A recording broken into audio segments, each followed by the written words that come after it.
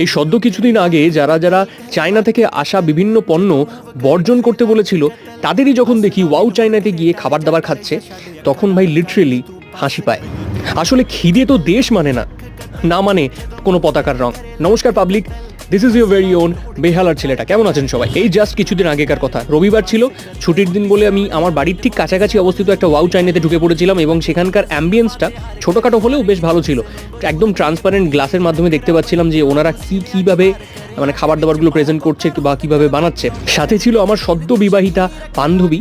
তাকে জিজ্ঞেস করলাম কেমন খেতে, সে বললো খিদে পেটে তার সবই ভালো লাগে। কি নিয়েছিলাম একবার বলে রাখি, আমি নিয়েছিলাম একটা ভেজ চাউমিন আর একটা ভেজ মাঞ্চুরিয়ান, ও নিয়েছিল একটা চিকেন চাউমিন আর চিকেন মাঞ্চুরিয়ান। খেতে খেতে আমি বিবাহের সাইড এফেক্টগুলো ওর কাছ থেকে মনোযোগ দিয়ে শুনছিলাম। আমরা নিয়েছিলাম কম্বো প্যাক, আর কম্বো প্যাকের দুজনের মিলিয়ে আমাদের বিল হয়েছিল 486, যেটা আমার সত্যি একটু ওভার প্রাইস মনে হয়েছে। বিয়ে করা আর ওভার প্রাইসিং নিয়ে তোমার কি মন্তব্য আমাকে কমেন্টে জানাও এবং অবশ্যই সাবস্ক্রাইব করে যাও।